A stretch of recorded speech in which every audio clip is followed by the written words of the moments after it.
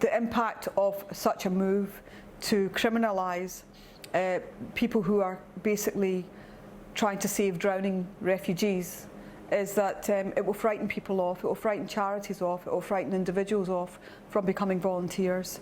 We fully believe in regulating, volunteers and charities when they are carrying out humanitarian work. We don't believe that people should be criminalised and seen as potential smugglers, which is not what's happening. What we're doing is dealing with a problem that was created by the West, and particularly the EU leaders as well.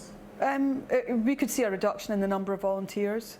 We could see ourselves being scrutinised or subject to checks, or not checks so much, but subject to questions and suspicion being put on our charity. Are we smuggling people? If that suspicion is put onto a charity, that can affect their charitable status. So we're very clear that what we're doing is trying to help and carry out a humanitarian role in Lesvos by supporting volunteers and to put funds directly, 100% of the money that's been given to us being diverted straight back out. So we're also financing the Spanish and the Greek lifeguards who are out there 24/7. Their volunteers are there in tents waiting for boats coming in as well. So this could have a massive impact on charities like ours that are working out there. Our supporters can be aware that there's a wider agenda here by the EU to carry out an agenda which is deliberately and very clearly xenophobic, racist, and against anybody who's not white, basically, and Western European. They are quite happy and prepared to bomb other people's countries, empty their countries out of refugees, and then lay claim to their oil, their mineral resources and their land. That's what's happening. There's a bigger agenda here. So the agenda here is to stop people trying to save refugees and let people drown as a lesson to those who are already suffering when they leave their countries, their home, because of the war, the starvation, the degradation and the bombings that have taken place in their own countries. And that's a tragedy here, is Europe likes to think of itself as civilised and humanitarian, and there you have is Sweden is letting immigrant and refugee children freeze in the snow and sleep in the snow overnight.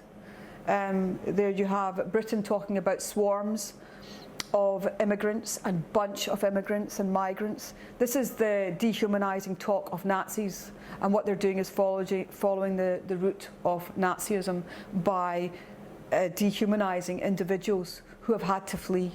And they've also created this illusion of a mass of people.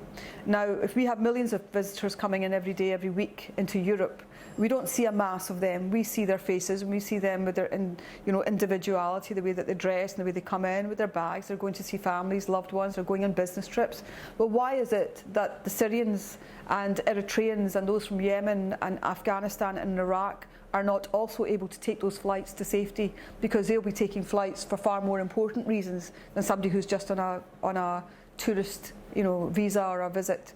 But this is a deliberate agenda to create a bottleneck so that those from African countries, from Iraq, Afghanistan and Syria, are forced to cross very dangerous waters to reach safety in Europe. And that's not humanitarian, it's barbaric. And the barbarians are the ones in Europe who use fine words to give some sort of respectability to their policy of basically drowning refugees. Now, they used to gas Jews and other minorities during the Nazi Holocaust, and now what they're doing is they're letting refugees drown, and they want us as individuals across Europe to accept that, but we don't accept it, otherwise we have lost our humanity also. And that's all it's about. That's all we're trying to do, is to help and to show that it's wrong to do what the EU leaders are doing or insisting upon by criminalising charities and by saying let them drown, otherwise you're smuggling them in. What kind of perverse logic is that? I get very angry about that.